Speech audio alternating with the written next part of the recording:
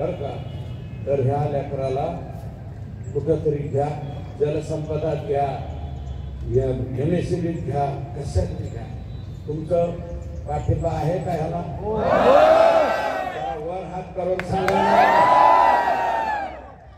मदत केली मुख्यमंत्री महोदय, तुम्ही मोका लावा मला. मुख्यमंत्र्यांनी मोका लावा. साहेबांनी एक मिनिट ऐका, मोका लगेच लागत नसतो. घोषणा केली, एक मिनिट ऐक, जस्टिफिकेशन द्यावं लागेल. जस्टिफिकेशन दिल्याच्या नंतर मोका लागेल. तुम्हाला कायदेशीर काही अर्थही करावं माहित नाही. एक आता फक्त जामिनी करता बाळासाहेब ॲडव्होकेट बाळासाहेब कोल्हेंची ऑर्डर मीच मुख्यमंत्र्यांकडून काढून आणली. रात्री 1:30 वाजता मुख्यमंत्र्यांनी सही केली. रात्री 1:30 वाजता म्हणजे सही करावं लागतं, नाही तर हे सुटते. आणि त्याचाच परिणाम म्हणून काय झालं, 14 दिवस हे आत गेले. वाल्या 14 दिवस. आता म्हणतो 24 तास मेरे को एक साथ में दो. अरे ह्यांची लपडी सांगतो रे, अजून लय लपडी. लोकच आणून देतात गप्पा गप्पा. एका मार्गात एक सांगतो, सगळ्याच मार्गात सांगितलं घोटाळा होतो. माझी विनंती आहे, संतोषच्या पत्नीला सुद्धा, सोमनाथच्या कुटुंबाला सुद्धा नोकरी दिली पाहिजे.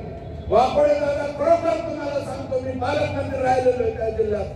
फार संवेदनशील आणि चांगला माणूस होता, दलित समाजाचा, परंतु समजदार नेता होता. दादा असं नाही करायचं, अट्रॉसिटी व्हायला लागली. दादा हे बरोबर नाही, मी समजू. पक्ष सुरू ऐकण्यासाठी आलेले आहेत. अशा पद्धतीचे माणसं होणार नाही.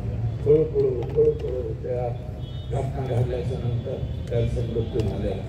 त्यांनाही सीएम साहेब या तिन्ही कुटुंबियांना भेटणार आहे आणि ह्या एवढं त्यांच्याकडनं आपण करून घेऊ.